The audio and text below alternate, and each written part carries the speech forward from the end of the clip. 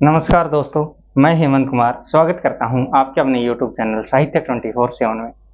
दोस्तों, पिछली कक्षा में हमने पढ़ा विसर्ग संधि के बारे में। विसर्ग संधि की परिभाषा हमने पढ़ ली थी, जिसमें हमने पढ़ा था कि दो वर्णों के मेल से जो उत्पन्न विकार होते हैं, जो ध्वनि विकार उत्पन्न होता है, उसे संधि कहते हैं। लेकिन विसर्ग संधि में क्या कंडीशन थी कि विसर्ग के साथ स्वर का मेल या स्वर के साथ विसर्ग का मेल, इसी को विसर्ग संधि की परिभाषा का नाम दिया था हमने। अब दोस्तों, हम उसके नियम पढ़ें उससे पहले अगर आप इस चैनल पर नए हैं तो चैनल को लाइक करें, चैनल को शेयर करें और चैनल को ज़्यादा से ज़्यादा सब्सक्राइब करवाने की कोशिश करें, ताकि हमारा साहित्य 27 परिवार है जो आगे प्रगति कर सके और आगे बढ़ सके। उम्मीद और आशा यही है कि दोस्तों आपने मेरे चैनल को बहुत ज़्यादा प्यार दिया है और इसी आशा और उम्मीद के साथ में मैं आपके लिए अच्छे कंटेंट उपलब्ध करवाने की कोशिश करता हूँ। दोस्तों, कक्षा की शुरुआत करने से पहले माता सरस्वती के चरणों में वंदन करते हुए कक्षा की शुरुआत करते हैं। तो शुरू करते हैं। शुक्लां ब्रह्म विचार सार परमां आद्यां जगत व्यापिनी वीणां पुस्तक धारिणी भवयतां जाड्यान्धकारापहां अस्ते स्फाटिक मालिकां विदधतीं पद्मासने संस्थितां वंदे तां परमेश्वरीं भगवतीं बुद्धिप्रदां शारदां।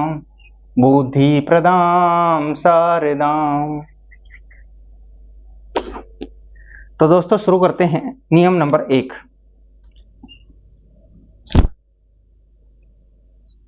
नियम नंबर 1 जो हमारा है वह कहता है, नियम नंबर 1, यदि पदांत, देखो अगर पद का अंत तो सभी में हो रहा था संधि में, तो ये संधि क्या है, विसर्ग है, और इसमें पद का अंत है वो अलग तरीके से करेंगे हम। यदि पदांत ए के परे, यदि पदांत ए के परे, यदि पदांत ए के परे विसर्ग हो और विसर्ग के परे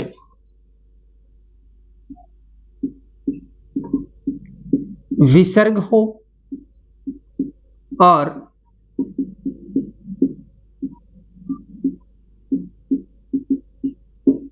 विसर्ग के परे,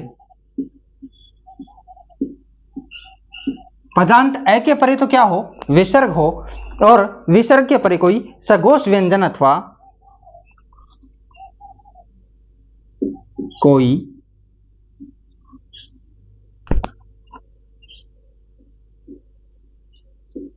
सघोष व्यंजन अथवा, देखो विसर्ग के परे या तो कोई सघोष व्यंजन हो अथवा य र ल व है में से कोई एक वर्ण, य र ल व है में से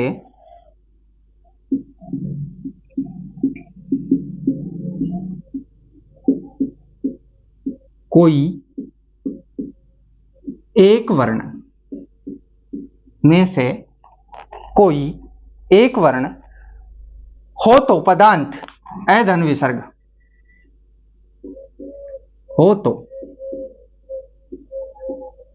पदांत, पद का अंत कैसे किया था हमने, ए धन विसर्ग के साथ में, ऐसे हो तो पदांत हो तो पदांत ए धन विसर्ग के स्थान पर, ए और धन विसर्ग के स्थान पर ओ हो जाएगा, के स्थान पर ओ हो जाएगा। अच्छा, मतलब कहने का मतलब ये है कि देखो पद का अंत कैसे हो रहा हो, पद का अंत हो रहा हो ए धन विसर्ग से। सूत्र देख लो अपना, सूत्र क्या बना, सूत्र बना ए के साथ में ए धन विसर्ग धन, इसके बाद में सघोष व्यंजन। सघोष व्यंजन कैसे होते हैं, सघोष व्यंजन मैंने आपको बता दिया है पहले ही। सघोष व्यंजन, और उसके बाद या य र ल व है, य र ल व और है, इनमें से कोई भी वर्ण हो। अगर ये कंडीशन हमारे सामने आती है ना कि ए धन विसर्ग और उसके बाद में कोई सघोष व्यंजन या य र ल व है में से कोई वर्ण आता है, तो ए और विसर्ग का ओ हो जाएगा। क्या हो जाएगा? ओ हो जाएगा। ये तो है हमारा सूत्र। सिर्फ कितना क्या करना है कि हमारी परिभाषा है कि यदि पदांत ए के परे विसर्ग हो तो ए के परे विसर्ग है, और उसके परे विसर्ग के परे कोई सघोष व्यंजन अथवा य र ल व है हो, तो पदांत की स्थिति यह बनेगी, पदांत ए धन विसर्ग, ए और विसर्ग के स्थान पर क्या हो जाएगा? ओ हो जाएगा। ये ओ हो जाएगा। ठीक है, सिर्फ इतना ही करना है। देखो, जैसे उदाहरण ले लेते हैं, उदाहरण देख लो पहले, फिर अच्छे से समझ में आ जाएगा। जैसे ठीक है, अब देखो मैं जैसे बता रहा हूं, मन है धन योग, मन है धन योग, ये बना। अब देखो ये क्या है? ए है। देखो अब इसको अलग कर लेते हैं हम। देखो मन धन ए धन विसर्ग धन योग, ये है। तो इसका क्या बनना है हमारे पास? इसका बनना है ओ बनना है। और इधर हमारे पास क्या बच रहा है? इधर बच रहा है हमारे पास मन बच रहा है, इधर ओ बच रहा है, और इधर क्या है? योग। अब जब मैंने स्वर और व्यंजन की जब स्थिति आपको स्पष्ट की थी कि स्वर और व्यंजन कैसे, किस तरीके से स्वर कैसे लगते हैं और स्वर निकलते कैसे हैं, ठीक है, तो उसमें मैंने बताया था कि जो स्वर होगा वह हमेशा किस साइड में लगेगा? अपने LHS लेफ्ट हैंड साइड, यानी कि उल्टे हाथ की तरफ। तो कैसे? देख लो, मनो योग। यहां तक किसी को कोई प्रॉब्लम नहीं होगी, मैं जानता हूं कि यहां तक किसी को कोई भी प्रॉब्लम नहीं हुई होगी। ठीक है, ये एक उदाहरण मैंने दिया आपको। ठीक है, इसके बाद में जैसे उरय धन जय, दूसरा उदाहरण समझ लो। देखो समझेंगे, उसके बाद में हम इसको देखो करने की कोशिश करेंगे कैसे कैसे इसके उदाहरण बनते हैं। उरय धन जय, ए और विसर्ग आ रहा है, तो क्या बनेगा? ए और विसर्ग का उर, इधर तो क्या बच रहा है? उर, इधर विसर्ग और ए का क्या हो जाएगा? ओ, और अंत में हमारे पास क्या बच रहा है? जय। अंत में हमारे पास जय बच रहा है, तो क्या बनेगा? उरोज। उर यानी हृदय, और जय पर जन्मे, जो हृदय के ऊपर जन्मे यानी कि स्तन, उनको क्या कहते हैं? उरोज कहते हैं। ठीक है, मन धन जय, और उदाहरण देख लो, मन धन जय। अब देखो ए के साथ में विसर्ग है, तो इधर क्या बच रहा है हमारे पास? मन। इधर तो मन बच रहा है, इधर क्या बच रहा है? ओ बन जाएगा, इसका ए का ओ बन जाएगा, और इधर क्या बच रहा है हमारे पास? जय। तो क्या बनेगा? मनोज।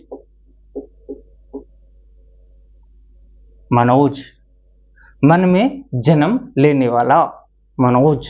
ठीक है, और उदाहरण देख लेते हैं एक बार। उदाहरण हम देख रहे हैं, तो हमने 3 उदाहरण कर लिए इसके विच्छेद के। ठीक है, अब हम क्या करेंगे? इसका विच्छेद करने की कोशिश करेंगे। ठीक है, हमने संयोग तो कर लिया, जोड़ तो लिए हमने, अब इसका विच्छेद करने की कोशिश करेंगे। ये संधि रूप तो बना लिया, लेकिन अब हम इसको संधि विच्छेद करने की कोशिश करेंगे। देखो जैसे कैसे? पयोज, पयोज। अब देखो हमें क्या देखना है? ओ देखना है। ओ किस किस में बनता है? एक तो गुण संधि में बनता है ओ, और एक कहां पे बनता है? ओ विसर्ग संधि में। बाकी ओ और कहीं पे भी नहीं बनता, आपने पता है अच्छे से, क्योंकि आप गुण संधि, स्वर संधि और व्यंजन संधि पढ़ के आए हो। तो देखो ओ बन रहा है, ओ बन रहा है, तो इस ओ को बाहर निकाल लो। ओ को क्या किया हमने? बाहर निकाल लिया, ये ओ बाहर निकल गया, इधर ऐसे के ऐसे, जय ऐसे का ऐसा रहेगा हमारे पास, हम जानते हैं। और इधर हम ये भी जानते हैं कि ओ निकलने के बाद में हमारे पास क्या बच रहा है, पय, पय बच रहा है। अब हम ये देखेंगे कि ओ किससे बनता है। ओ बनता है, हमें पता है ओ बनता है ए है और विसर्ग से, तो इसके टुकड़े कर लेंगे, ए और विसर्ग। इधर क्या है हमारे पास, जय है, और इधर क्या है हमारे पास, पय है। अब इसमें विसर्ग लगा देंगे और स्वर लगा देंगे, पय धन जय, पय धन जय। ये चीज समझ में आ गई होगी, क्योंकि ज्यादा कुछ हार्ड है नहीं इसमें। और देख लो, मनोरथ है, मनोरथ, मनोरथ। हम क्या करेंगे, हमें तो सिर्फ ओ निकालना है, तो ओ को हम क्या कर लेंगे, ओ को हम निकाल लेंगे बाहर की तरफ। ये ओ हमें पता है किससे बनता है, ए से, ए और विसर्ग। इधर क्या बच रहा है, रथ बच रहा है, और इधर क्या बच रहा है, मन है, मन। ठीक है, अब देखो इसको, स्वर को और विसर्ग को इधर लगाएंगे, मन है धन रथ, मन है धन रथ। यहां तक समझ में आ गया होगा, किसी को कोई कंफ्यूजन नहीं रहा होगा। और अगर फिर भी कोई कंफ्यूजन बचता है तो आप कमेंट बॉक्स में अपना कंफ्यूजन डाल सकते हैं, या अगर नहीं चाहते कि आप कमेंट बॉक्स में अपना जो भी आपकी समस्या है वो डालें, तो सोशल मीडिया जो मैंने डिस्क्रिप्शन में दे रखा है, लिंक भी डाल रखे हैं, और उसके बाद में मेरे खुद के कॉन्टैक्ट नंबर भी हैं, जो मतलब व्हाट्सएप नंबर हैं, तो वहां पे आप संपर्क कर सकते हो। ठीक है, उसके बाद में देखो आगे, यशोधरा,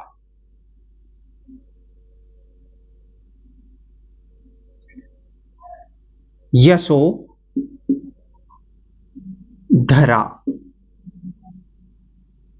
यशोधरा। तो देखो ओ निकाल लिया हमने बाहर, वही कंडीशन है हमारे पास, ओ हमने निकाला बाहर। इधर क्या बच रहा है, धरा बच रहा है, इधर क्या बच रहा है, यश बच रहा है। ठीक है, ओ किससे बनता है, हमें पता है ओ बनता है ए और विसर्ग से, ए और विसर्ग से, धरा, इधर यश। ये चीज हमारे पास है, तो इसको कर लेंगे, यश है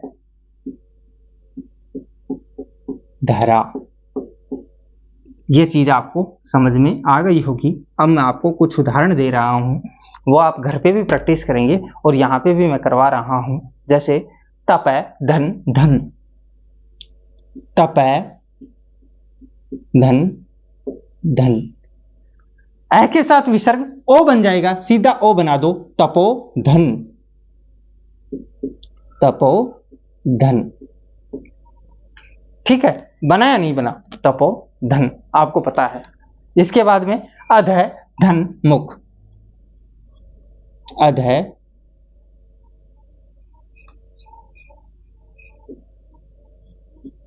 धन मुख, अह का ओ बन जाएगा, तो ओ इस पे चढ़ेगा, तो कैसे बनेगा, अधो मुख, अधो मुख।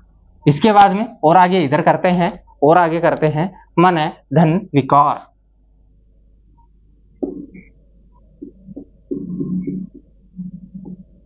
विकार, मनो विकार, मनो विकार, मनो विकार। मन है धन दशा,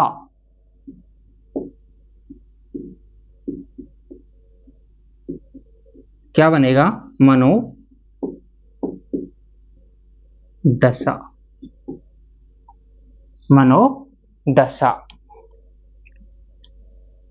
वक्ष धन जय, वक्ष धन जय, वक्षोज,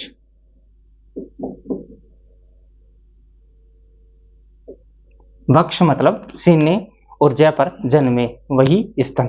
ठीक है, पय धन दय, पय धन द पयोद। पय में जन्मे, पयोद क्या है, कमल का पर्यायवाची भी है भाई, ठीक है। अब मुझे एक बात बताओ, ये चीज आपको समझ में आई या नहीं आई? और इतना तो पक्का है कि ये चीज समझ में आ गई होगी। इसको आगे बढ़ाएंगे तो आप एक बार इसका स्क्रीनशॉट ले लीजिएगा, फिर हम आगे चलेंगे।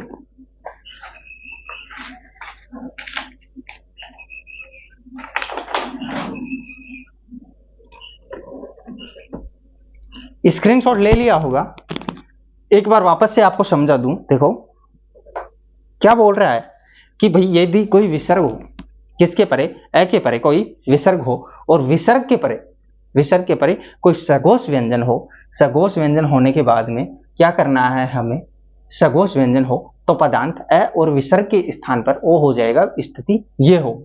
ये चीज हम समझ चुके हैं, ये उदाहरण हमने किए हैं। एक बार आप इसका वापस से रिवीजन करेंगे, जैसे घर पे इनको देखने की कोशिश करेंगे तो ये और भी अच्छे से समझ में आएगा। आगे बढ़ते हैं, ठीक है भाई।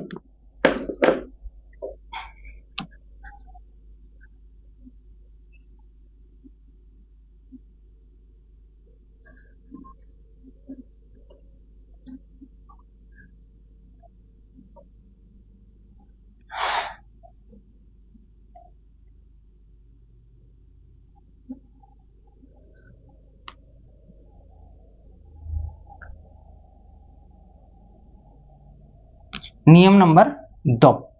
अब हमारा जो दूसरा नियम है वह है अ और आ को छोड़ करके। नियम नंबर 2, नियम नंबर 2 क्या कहता है, यदि पदांत अ और आ को छोड़ करके अन्य किसी स्वर के परे विसर्ग हो, यदि पदांत अ आ, यदि पदांत अ आ को छोड़कर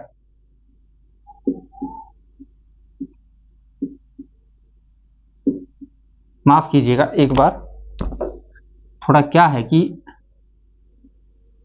हाथ ऊपर की ओर चला गया।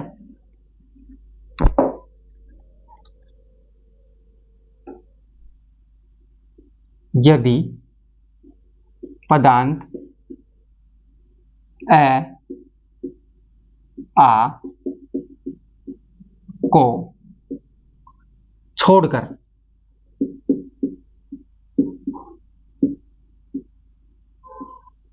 अन्य किसी स्वर के परे विसर्ग हो, यदि पदांत अ आ को छोड़ करके अन्य किसी स्वर के परे विसर्ग हो और विसर्ग के परे कोई सघोष व्यंजन अथवा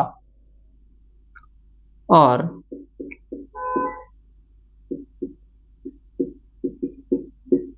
विसर्ग के परे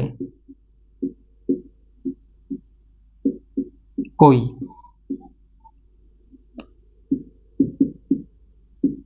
सघोष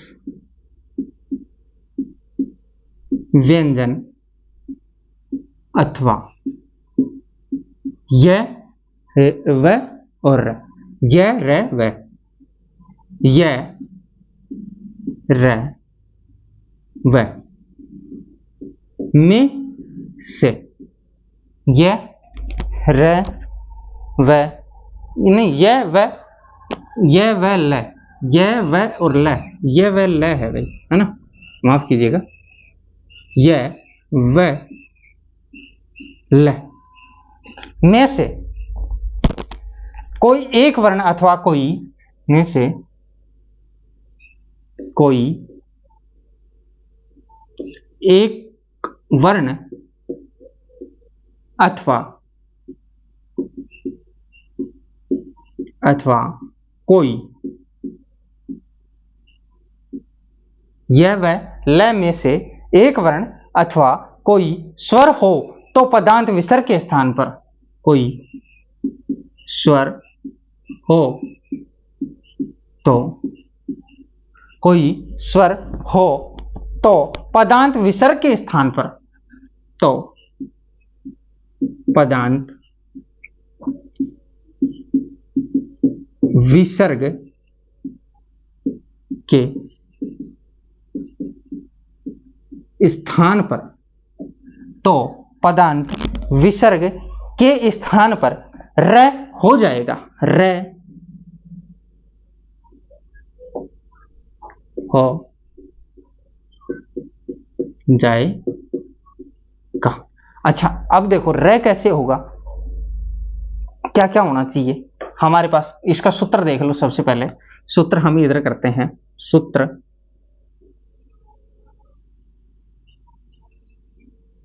ए और आ को छोड़कर कोई स्वर, ए आ को छोड़कर कोई स्वर, फिर उसके बाद में क्या होना चाहिए, विसर्ग होना चाहिए। ये हो गया विसर्ग, ए आ को छोड़कर कोई स्वर, फिर उसके बाद में कोई विसर्ग, फिर उसके बाद में कोई सघोष व्यंजन य व ल, सघोष व्यंजन या य व ल या कोई स्वर, कोई स्वर, ये होना चाहिए। अगर ये होता है तो क्या होगा, विसर्ग के स्थान पर, विसर्ग के स्थान पर क्या हो जाएगा, र, इसके स्थान पर क्या हो जाएगा, र, ये ऊपर कर देता हूं मैं, क्या हो जाएगा, र, विसर्ग का क्या बनेगा, र। कैसे, जैसे ये सूत्र लिखते रहना भाई, ठीक है। जैसे जैसे अब कैसे, देखो, नी विसर्ग धन बाद, नी इधर कर लेते हैं, नी धन बाद, नी धन बाद, विसर्ग, विसर्ग से पहले ए आ को छोड़ करके कोई स्वर और उसके बाद में सघोष व्यंजन या ये वैल्य या कोई स्वर, तो बाद ब सघोष व्यंजन प फ ब, सघोष व्यंजन कौन से होते हैं, तीसरा चौथा और पांचवा वर्ण, तो तीसरा चौथा और पांचवा वर्ण में से है। इसके बाद में ये देखो सघोष व्यंजन क्या होते हैं, तीसरा चौथा पांचवा, सभी स्वर भी सघोष होते हैं, ठीक है। नी विसर्ग धन बाद, पहले क्या है, विसर्ग से पहले क्या है कि नी है, नी क्या है, ए और आ को छोड़ करके कोई स्वर है, उसके बाद में विसर्ग आ रहा है, फिर उसके बाद में सघोष व्यंजन आया है, तो क्या हो जाएगा, र बन जाएगा, किसका, विसर्ग का, और ये विसर्ग का बना दिया हमने र, ठीक है। इधर क्या है हमारे पास, नी, इधर हमने बनाया र, इधर क्या बच रहा है, बाद, ठीक है। यह चीज है हमारे पास, तो क्या बनेगा, निर्बाध, निर्बाध। अब बोले सर ये तो अच्छा नहीं लग रहा, बोले क्यों भाई, क्योंकि र है और र क्या है, अधूरा है, तो अधूरा र होने की कंडीशन में आप सब अच्छे से जानते हो कि जब कोई व्यक्ति अधूरा होता है, पूर्ण नहीं होता है, और जब र अधूरा होता है तो कहां पे बैठता है, सर पे बैठता है, ठीक है। कैसे, निर्बाध या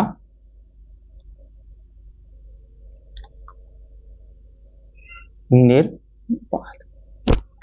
ये तो हो गई तोड़ने वाली कंडीशन, जोड़ने वाली कंडीशन। अब देखेंगे एक तोड़ने वाली कंडीशन, निर्भ्रांत,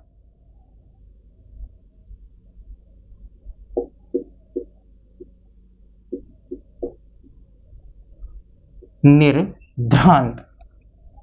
अब हमें क्या देखना है, र, र किस में बनता है, र बनता है किस में, विसर्ग संधि में, ठीक है, ये पता है। बाकी और र कहीं नहीं बनता, कहीं बनता है क्या, नहीं बनता, र सिर्फ बनता है विसर्ग संधि में। तो र देखने के बाद में हमें पता है र किसका बनता है, विसर्ग का, तो र हटा के सीधा और र निकालेंगे तो क्या बनेगा हमारे पास, क्या मिलेगा हमें, क्या मिलेगा भाई, विसर्ग मिलेगा। रे हटाने के बाद में इधर क्या बच रहा है, नी बच रहा है, तो इसको क्या करेंगे, जोड़ लो, नी है धन भ्रांत। ये चीज समझ में आई या नहीं समझ में आई? और उदाहरण ले लेते हैं, निरंजन।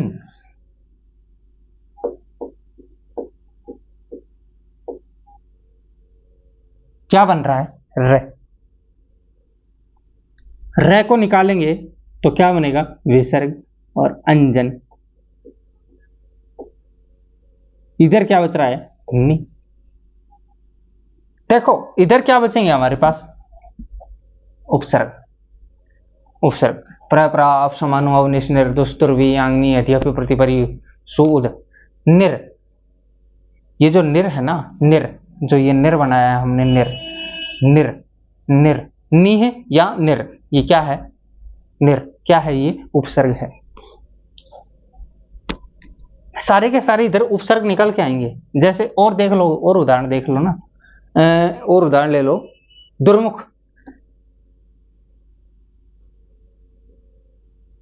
दुर्मुख, रे बन रहा है, रे का बना दिया विसर्ग, इधर क्या बच रहा है, मुख बच रहा है, इधर क्या बच रहा है, दूह बच रहा है, दूह धन मुख, दूह धन मुख, या फिर इसको ऐसे भी लिख सकते हैं, दुर मुख। दोनों ही सही है, लेकिन संधि रूप कौन सा सही होगा, ये सही होगा। ये क्या है, यह है उपसर्ग रूप, उपसर्ग निकालने का तरीका। ठीक है, और उदाहरण देखते हैं, और उदाहरण आगे बताता हूं मैं। जैसे बहिर्गमन, बही धन गमन, बही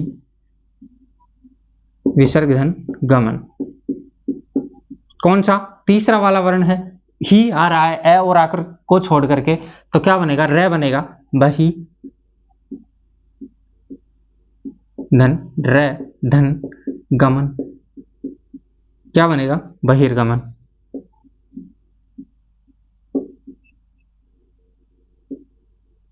बहिर्गमन। ठीक है, इसके बाद में हम और उदाहरण कर लेते हैं वैसे ही। जैसे मैंने तीन तो इसके बता दिए, एक और बता देता हूं इसका। जैसे नी धन मम, नी धन मम, रे का विसर्ग का क्या बनेगा, रे बनेगा, तो विसर्ग का रे बना लेते हैं, नी रे और मम, निर मम, बन गया। इसके बाद में और आगे चलते हैं, और आगे के उदाहरण हम करने की कोशिश करते हैं। जैसे और देख लो, दु धन गंध, दु धन गंध, क्या, तीसरा वर्ण कौन सा, सघोष व्यंजन, इधर क्या है, विसर्ग किसके ऊपर, दु के ऊपर, तो क्या है, ए और आ को छोड़ करके है, तो दुर्गंध, रे बनेगा, दुर्गंध, दुर्गंध। उसके बाद में नी है धन ई, नी है धन ई, क्या है, स्वर है, स्वर है तो क्या करेंगे, निर धन ई, ये कंडीशन बनी हमारे पास, और ये बनी तो ई को इसमें जोड़ देंगे, निरी बनेगा, निरी। इसके बाद में नी है धन विकार, नी है धन विकार, क्या बनेगा, विसर्ग का रे, क्यों, क्योंकि क्या आ रहा है, वह आ रहा है, यह और वह भी है, तो निर्विकार, निर्विकार, निर्विकार। उसके बाद में और उदाहरण ले लो, नी धन योग, नी धन योग, नी धन योग, क्या बनेगा, निर्योग, निर्योग। उसके बाद में और उदाहरण देख लो, दूर धन आगमन,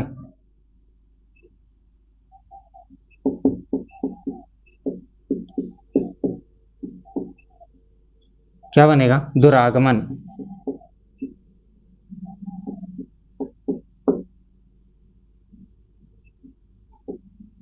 अच्छा, अब एक चीज ये हो रहा है, योगी रा बन रहा है आ, है ना, दुर धन आ धन गमन, ऐसे बोल रहे होगे ना आप, दुर्धन आगमन, कौन सा, विसर्ग संधि के अनुसार। तो भाई दुर है ना, दुर कोई शब्द नहीं होता है, जो हल होता है ना ये है, और ये क्या है, उपसर्ग है, इसलिए यहाँ पे जो दीर्घ संधि है वो नहीं होगी। दुर धन आ धन गमन। अब इसके अंदर से आ धन गमन, तो क्या कितने उपसर्ग हो गए, एक उपसर्ग और दो उपसर्ग, एक और दो, दो उपसर्ग हैं इसमें। ठीक है, ऐसे निकालना बताऊंगा मैं बाद में, ठीक है, जब उपसर्ग हम पढ़ेंगे।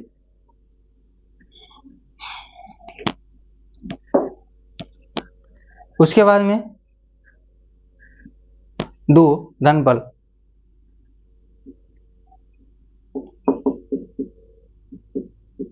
क्या बनेगा, दुर्बल, दुर्बल। और देख लो नी धन बल, नी धन बल, क्या बनेगा, निर्बल, निर्बल। ठीक है, उदाहरण बहुत है, और आप बाकी इसकी प्रैक्टिस करते रहना। अगर आप प्रैक्टिस करोगे तो ये अच्छे से समझ में भी आएगा, कोई दिक्कत नहीं है, कोई कंफ्यूजन का इसमें कोई चांस ही नहीं बनता। ठीक है, आप देखो और आगे बढ़ें, इससे पहले मैं आपको एक बार फिर से वापस से समझा दूं। ए आ को छोड़ करके कोई वर्ण हो, कोई भी स्वर हो, ए आ को छोड़ करके उसके बाद में क्या हो, विसर्ग हो, और विसर्ग के बाद में कोई सघोष व्यंजन। सघोष व्यंजन का मतलब होता है वर्ग का तीसरा, चौथा और पांचवा वर्ण, और सघोष स्वर भी होते हैं, तो इसमें स्वर भी ऐड किए गए हैं, य व और ल। ठीक है, ये मात्र तीन चीजें हैं, सघोष व्यंजन, तीसरा चौथा पांचवा वर्ण, या य व ल, या फिर कोई स्वर। अगर ये होते हैं बाद में तो विसर्ग का क्या बनता है, र बनता है, यह हमने पढ़ा। और जब यह सूत्र हमें समझ में आ गया, ये सूत्र हमारे पास है, तो हमें कोई डांटने वाला नहीं है कि इसमें से कोई क्वेश्चन गलत हो जाए। ठीक है, आगे बढ़े नियम नंबर 3 की ओर।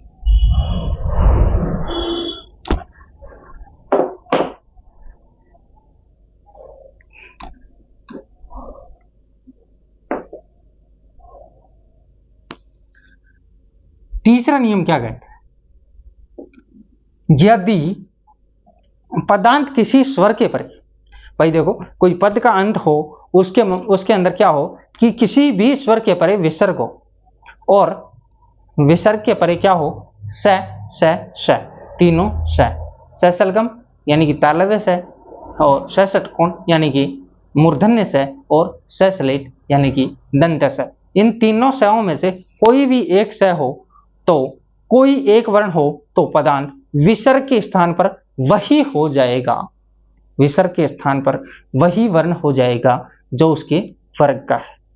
देखो कैसे, मैं ये आपको बता रहा हूं, पहले एक बार इसकी आप परिभाषा लिखेंगे कि यदि पदांत किसी स्वर के परे, यदि पदांत किसी स्वर के परे, यदि पदांत किसी स्वर के परे विसर्ग हो और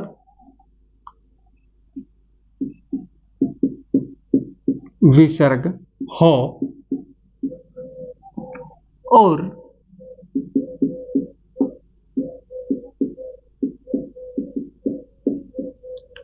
विसर्ग के परे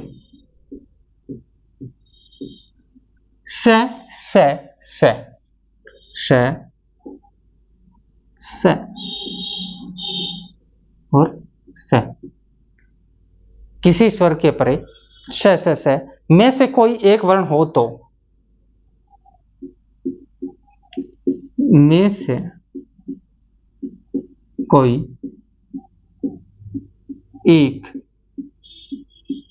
वर्ण हो, तो में से कोई एक वर्ण हो, तो पदांत विसर्ग के स्थान पर वही वर्ण हो जाएगा।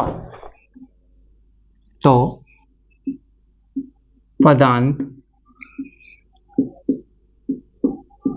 विसर्ग के स्थान पर वही वर्ण हो जाएगा,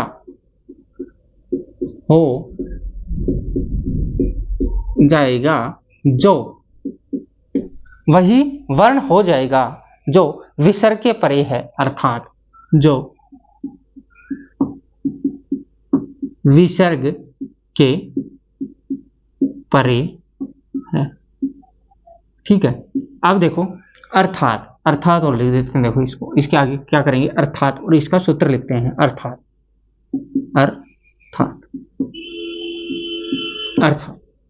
क्या होगा, अर्थात क्या होगा, से तीनों से हम लेते हैं। जैसे कि इसका सूत्र क्या बनेगा, इसका सूत्र बनेगा, देखो सूत्र, अर्थात क्या कि सूत्र ही लिखना है हमें। सूत्र लिखना चाहो तो लिख दो, ये ऐसे करके, विसर्ग के साथ में से।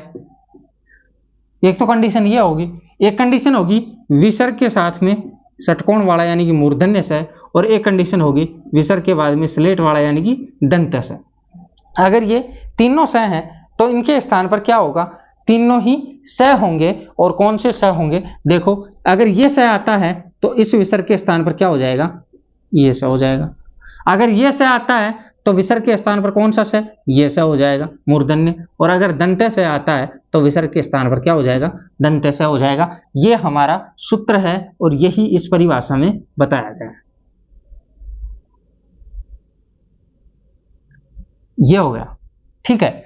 ये चीज है, ये तीन चीजें बनेंगी, 1 2 और ये 3, ये तीन चीजें बनेंगी और कुछ भी नहीं है। कोई भी स्वर आए और उसके बाद में विसर्ग आए, और विसर्ग के परे अगर स में से कोई भी एक वर्ण आता है तो पदांत विसर्ग के स्थान पर वही स हो जाएगा जो उस वर्ग का है, या उस वर्ण का है, या उस क्या है, उस ध्वनि विकार का है। जैसे ध्वनि विकार से हम अर्थ से तात्पर्य कैसे लगा सकते हैं, यह बात आप अच्छे से जानते हो। तो अब देखो इसके उदाहरण हम करें, उदाहरण करते हैं इसके उदाहरण करेंगे। जैसे सबसे पहले देखो, क्या इसका एक उदाहरण लेंगे, जैसे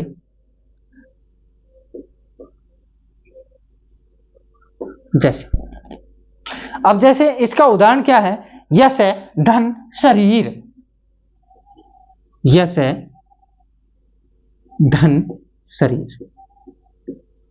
अब आप एक बात अच्छे से पता है आपको कि अ है इसमें, और अ के बाद में क्या है, विसर्ग है, और उसके बाद में क्या है, स है। तो इस विसर्ग का क्या हो जाएगा, विसर्ग का हो जाएगा मेरे भाई स। कौन सा, ये स, ये स हो जाएगा। तो इसको जोड़ लो इधर, ये देखो वापस ये करके बताना और पड़ता है, यस धन शरीर। किसका, विसर्ग का हुआ है, तो ये स है, ये पूरा का पूरा रहेगा, क्योंकि इसमें स्वर नहीं निकाला है हमने और इसमें स्वर निकलेगा भी नहीं। तो शब्द क्या बनेगा, यस शरीर, यस शरीर, यस शरीर, यस शरीर। वह षष्ठी, वह विसर्ग धन षष्ठी। अब मुझे एक बात बताओ, ये अ है और अ के बाद में क्या आ रहा है, विसर्ग, और विसर्ग के परे कौन सा स है, षटकोण वाला यानी कि मूर्धन्य स है। तो ये ही स बनेगा, और इधर क्या बचेगा, वह बच रहा है, इधर क्या बच रहा है, षष्ठी, इधर क्या बच रहा है, षष्ठी। तो क्या बनेगा, व्यष्टि, व्यष्टि। और जो ये व्यष्टि है, इसका क्या मतलब होता है, व्यष्टि का मतलब होता है 6 वर्ष की आयु। इसका मतलब होता है 6 वर्ष की आयु। कितने वर्ष की, 6 वर्ष की आयु। ये चीज आपको समझ में आ गई होगी, और नहीं आई है तो ये सूत्र है ना ये सूत्र है ना, ये सारी चीजें क्लियर कर देते हैं। सूत्र मैं आपको साथ के साथ करवा ही रहा हूं। देखो और उदाहरण देख लो, नी है धन संदेह, नी है धन संदेह, नी है धन संदेह। 1 मिनट रुकना भाई।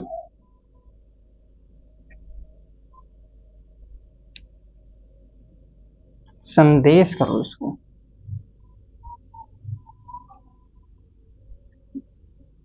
नी है धन संदेश।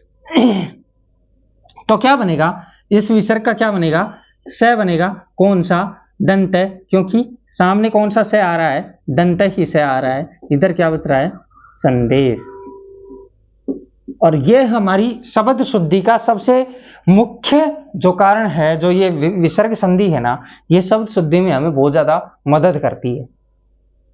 क्योंकि भाई जो शब्द निर्माण है ना, शब्द निर्माण के 4 स्तंभ हैं। ये कौन कौन से, संधि, समास, प्रत्यय और उपसर्ग, ये 4 स्तंभ है ना, ये शब्द निर्माण के स्तंभ हैं।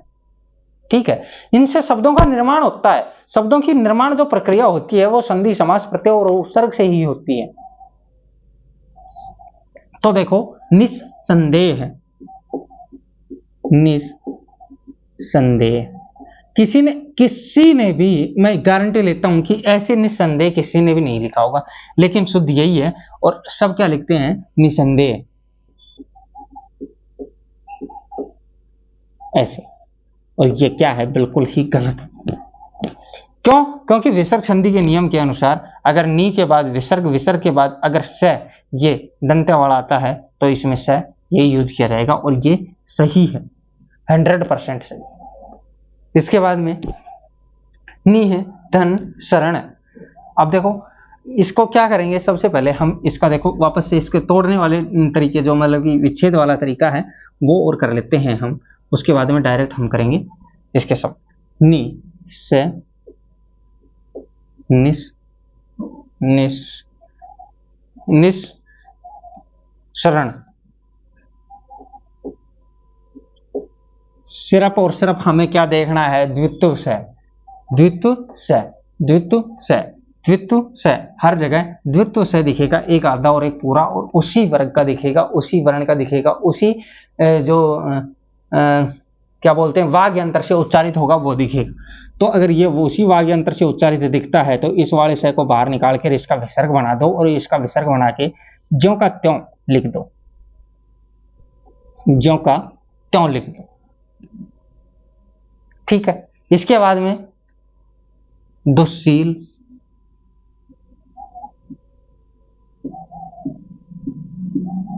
दुस्सील, द्वित्व से, से को बाहर निकाल के क्या बनाएंगे, इसका विसर्ग, और इसको क्या बनाएंगे, दु, इसका धन सील। मैं दोनों चीजें बता रहा हूं, दोनों चीजें करवा रहा हूं, संधि विच्छेद भी करवा रहा हूं, और संधि को जोड़ना, यानी कि संधि शब्द भी बनवा रहा हूं, ये किसी को कोई प्रॉब्लम ना हो। वरना सीधे के सीधे ऐसे के ऐसे विच्छेदों के विच्छेद लगा कर मैं उसको जोड़ना ही बताया जाता, विच्छेद करना क्यों बताता। ठीक है, तो कुछ आपके लिए एक्स्ट्रा करने की कोशिश कर रहा हूं, तो यार आप भी मेरा सपोर्ट करोगे, इतनी तो उम्मीद कर ही सकता हूं आप लोगों से, नहीं क्या। ठीक है, इसके बाद में आगे बढ़ते हैं, एक षटकोण वाला उदाहरण और ले लेते हैं, व्यय धन षष्ठी, व्यष्टि।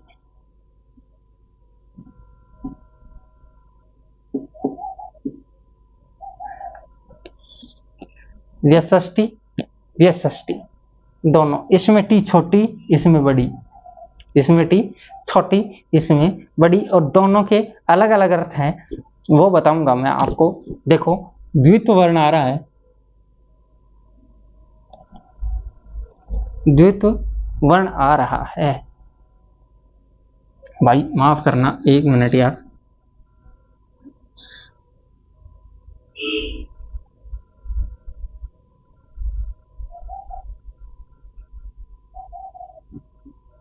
ये द्वित्व वर्ण आ रहा है, और द्वित वर्ण आ रहा है तो इसका क्या हो जाएगा विसर्ग, इसका क्या बनेगा व्यय, इसका विसर्ग और इसका षष्ठी। और जो ये व्यय षष्ठी है इसका अर्थ होता है 60 वर्ष की आयु, 60 वर्ष की आयु क्या होती है व्यष्टि, व्यष्टि। ठीक है, इसके बाद में और आगे बढ़ते हैं, निह धन संकोच।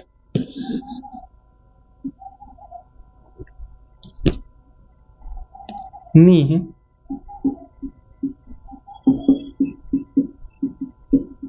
संकोच, निस संकोच, या तो ऐसे लिखो आप निसंकोच, और अगर ऐसे नहीं लिखते हो ना तो फिर आप कैसे लिखोगे, आप लिखोगे निसंकोच। ये दोनों के दोनों सही है, ये दोनों के दोनों क्या है शुद्ध है। ठीक है, ऐसे लिखोगे या फिर ऐसे लिखोगे, बाकी ऐसे नहीं लिखोगे कि ऐसे लिख दिया निसंकोच, ये क्या हो जाएगा, ये गलत हो जाएगा। ठीक है, ये चीजें ध्यान रखने वाली है। उसके बाद में आगे चलो, निह धन सहाय।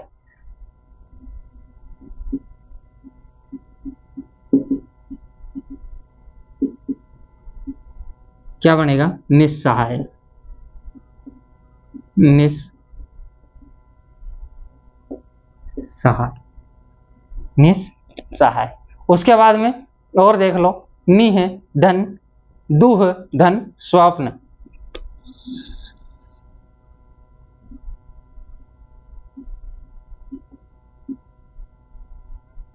क्या बनेगा दुस्वप्न,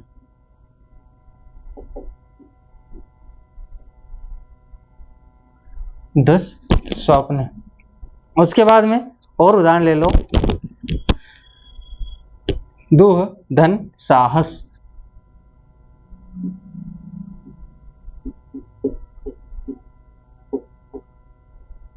क्या बनेगा दुस्साहस।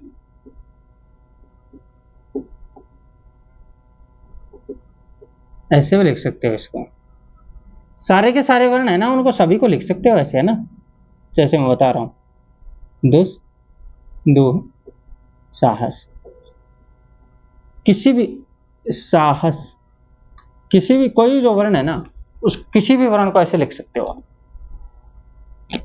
ठीक है, और आगे बढ़े, आप एक बार इसका स्क्रीनशॉट ले लेंगे, फिर और आगे बढ़ते हैं अपने नेक्स्ट नियम की ओर।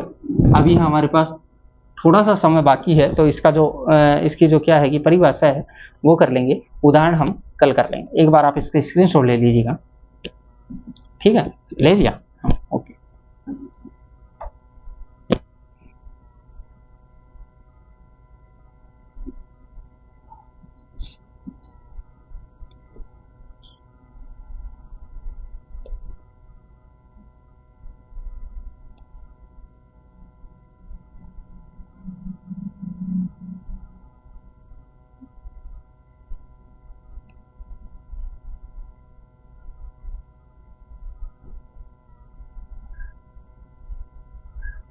आगे बढ़ते हैं नियम नंबर 4 की ओर। यदि पदांत अ आ को छोड़ करके अन्य किसी स्वर के परे विसर्ग हो। क्या बोल रहा है, बोल रहा है नियम नंबर 4 में, यदि पदांत अ आ को छोड़ करके, आ को छोड़कर अन्य किसी स्वर के परे, अन्य किसी स्वर के परे, अन्य किसी स्वर के परे विसर्ग हो और विसर्ग के परे विसर्ग हो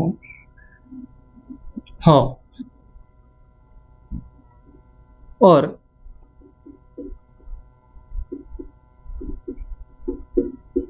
विसर्ग के परे, अन्य किसी स्वर के परे तो क्या हो, विसर्ग हो, और विसर्ग के परे कोई अघोष व्यंजन हो तो, कोई अघोष व्यंजन हो तो, अब देखो सघोष व्यंजन है, वो सघोष व्यंजन हमारे क्या हो गए हैं, कंप्लीट। और अब क्या बोल रहा है कि कोई विसर्ग के परे कोई अघोष व्यंजन हो तो पदांत विसर्ग के स्थान पर निम्नलिखित परिवर्तन होंगे, हो तो पदांत विसर्ग के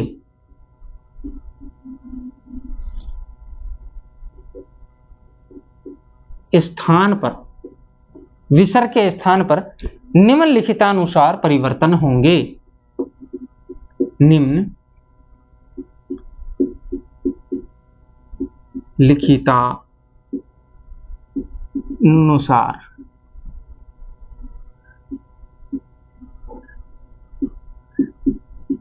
परिवर्तन होंगे।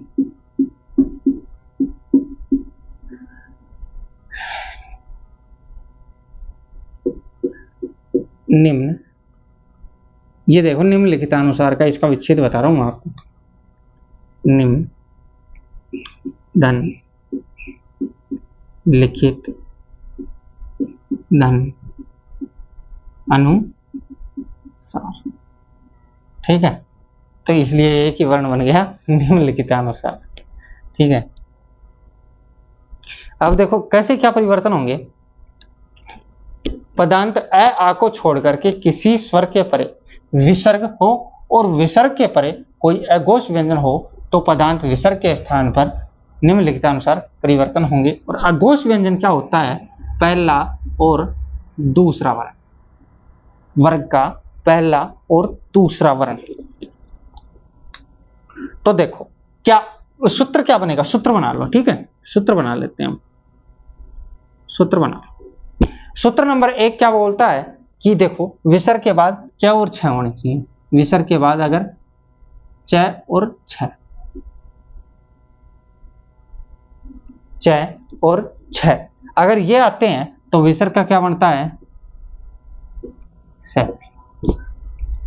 विसर्ग के बाद अगर च और छ आते हैं तो विसर्ग का क्या बनेगा, स बनेगा। कौन से वाला, तालव्य स, क्योंकि ये क्या है, तालव्य ही है दोनों, ये दोनों। विसर्ग के बाद त और थ वर्ण आते हैं तो विसर्ग का क्या बनेगा, स बनेगा। कौन सा, दंत स, क्योंकि त और थ क्या है, दंत वर्ण है, त और थ क्या है, दंत वर्ण है। अब देखो विसर्ग के बाद क्या क्या बच रहा है, क ख, क ख, ट है, ट है और पफ है। ये सारे के सारे एक साइड में अगर आते हैं तो विसर्ग का क्या बनेगा, मूर्धन्य से, क्योंकि टेट है कहां से उच्चारित किए जाते हैं, मूर्धा से, पफ है होठ से, और ये कंठ से, कंठ, मूर्धा और होठ। ये क्या है, दंत, दांत, ये क्या है, तालव्य, तालु। ये कंडीशन है, ये तीनों की तीनों कंडीशन अलग अलग हैं, तीनों शब्दों की, तीनों वर्णों की, तीनों जगह की अलग अलग कंडीशन होंगी। और ये तीन कंडीशन, तीन रूल काम करेंगे हमारे, 1 नंबर, 2 नंबर और 3 नंबर। और इन तीनों नियमों को हम पढ़ेंगे कब, कल। आज हमने क्या किया, इसकी सिर्फ और सिर्फ क्या है, इसकी एक परिभाषा लिखी है और इसके जो सूत्र हैं वो सूत्र हमने बना लिए हैं। कल डायरेक्ट हम इसके उदाहरण करेंगे, वो इसलिए किया है क्योंकि नियम है हमारे 10 और क्लास से हमें 3 में कंप्लीट करनी है। भाई इतना बोलना चाह रहा हूं अंत में कि कक्षा को ज्यादा से ज्यादा अपने दोस्तों के पास में शेयर करें ताकि उनका भी भला हो, आपको भी दुआ लगे। ऐसे नहीं सोचें कि भाई अगर वो ये चीजें पढ़ लेगा तो हमसे आगे नहीं, आपका आईक्यू अलग है, उसका आईक्यू अलग है। ठीक है। दूसरी बात कि यार ज़्यादा से ज़्यादा शेयर करोगे तो क्या होगा कि हमें भी थोड़ा मोटिवेशन मिलता है, हमें भी उम्मीद है, हम भी आशा करते हैं, हम भी आपके लिए हमेशा तत्पर रहते हैं, तो फिर आप क्यों नहीं। इसी आशा और उम्मीद के साथ में हम आज की कक्षा को यहीं समाप्त करते हैं। फिर मिलेंगे अगली कक्षा में, नेक्स्ट वीडियो में, विसर्ग संधि के नियमों को लेकर के। और विसर्ग संधि जल्दी से कंप्लीट होने के बाद में हम समास की ओर अग्रसर होंगे और समास की पढ़ाई स्टार्ट करेंगे। तब तक के लिए धन्यवाद। आपका दिन शुभ हो।